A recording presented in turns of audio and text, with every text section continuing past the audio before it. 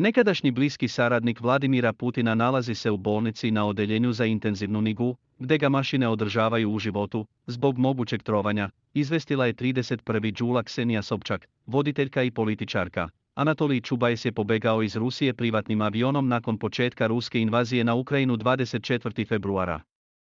Sobčak je rekla da su sobu u kojoj je boravio u neimenovanoj evropskoj zemlji pretražili muškarci u zaštitnom odjelu. Policija je također ispitala ljude na licu mjesta.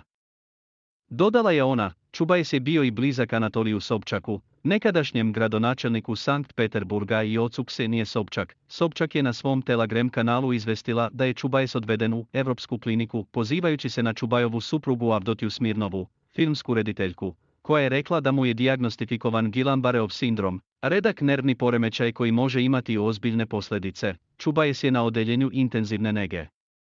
Upravo sam razgovarala s Avdotijom. Njegovo stanje je nestabilno. Pozlilo mu je iznenada, imao je slabost u rukama i nogama, napisala je Sobčak na svom Telegram kanalu. Odveden sam u Evropsku kliniku sa Guillain-Barréovim sindromom. U stanju sam srednje težine, stabilno, citirala je Sobčak reči Čubaja, i dok Sobčak nije otkrila o kojoj se zemlji radi. Italijanski Corriere della Sera navodi da se Čubajs nalazi u bolnici u gradu Olbiji na Sardiniji. Prema nekim glasinama, on je bio na odmoru u Costa Smeraldi i sada je u teškom stanju. Nakon što mu je iznenada pozilo.